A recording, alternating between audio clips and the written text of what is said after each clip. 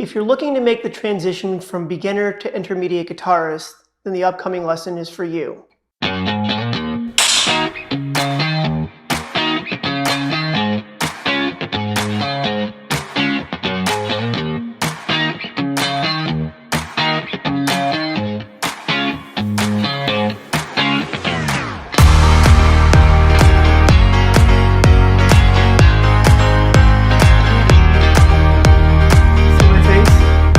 This is my face in take 7. Hey everybody, Mark here from 8 Minute Acts, and today we are going to review all of the open chords. In order to transition to an intermediate guitar player, you do need to know all of the open chords.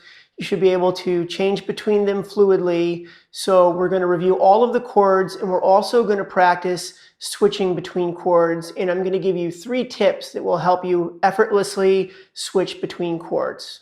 Let's start off by going through and reviewing all of the open chords. So we'll go in alphabetical order for no other reason than it's a good way to go. So we've got A minor, A7, C, C7, D, D minor, D7, E, E minor, E7, F, G, and G7. Okay, and again, you should know all these chords. You should be able to play all of them immediately. They should all be committed to your recall memory. So what we're going to do now is we're going to start transitioning between the chords. Of course, in order to play any song, you need to be able to switch chords. There are very few songs that require only one chord. So there are certain chord patterns that you'll see recurring over and over again, but it really is important to learn how to switch between all of the chords, between any of the 2 chords on the open position chords.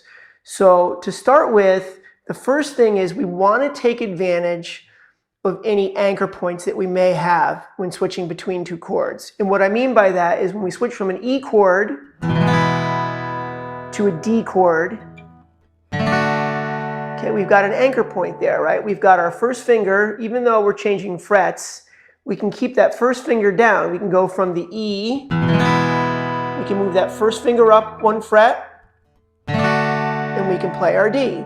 And if we want to go back to the E, we can do the same thing. We can move our first finger back down and go to the E. So that's one way to do it. And you'll find certain anchor points between chords. Another one is between F and C. So we can play an F. And we can kind of roll our first finger onto the tip, right onto that 2nd string, 1st fret. And we can play a C chord. And we can even roll it back and get that F chord. So unfortunately, not every chord change has an anchor point or allows us the luxury of switching from one finger that's already mounted on the guitar to the next chord. There are 2 things that will really help you develop switching chords fluidly. And the first one is a simple exercise, and that is committing what that chord feels like to muscle memory. And what I mean by that, let's use the C for example. So let's play a C chord. And let's lift it off the fretboard and try to hold that position. So C, pick it up and put it back down. You can even do it with strumming. You can go.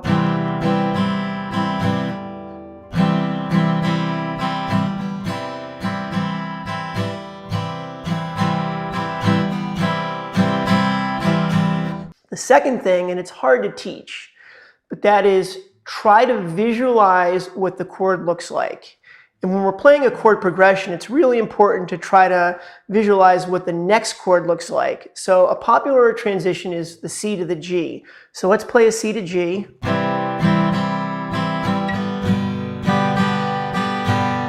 So what I'm doing is while I'm strumming the C chord, I'm already visualizing what that G chord looks like. And that'll help me switch to that chord that much easier.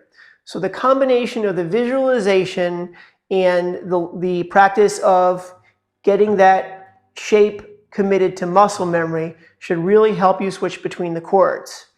And this is an important practice not only to play songs, but eventually, if you want to get into guitar solos, you always need to think a step ahead of what the upcoming chord is.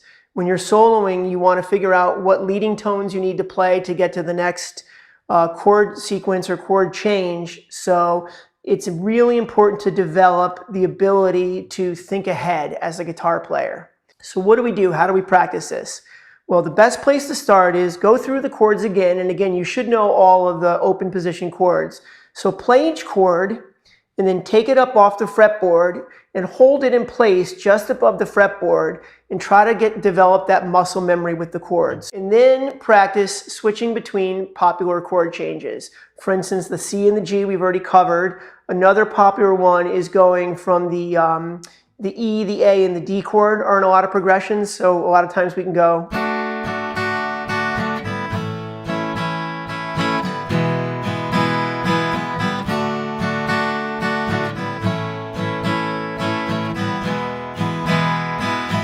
So what we want to do there is we want to visualize, we're on our D chord, we want to visualize what does that A look like?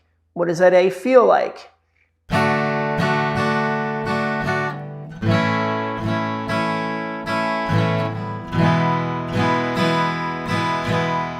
Now again, that's switching between 3 chords. You may want to start just switching between 2 chords. You would be surprised at how much the visualizing helps you in switching the chords.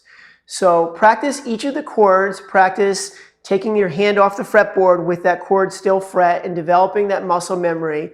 And practice for 5 minutes each day, just visualizing what each chord looks like. You can literally, it's almost like meditation. You want to sit there and think about what a C looks like.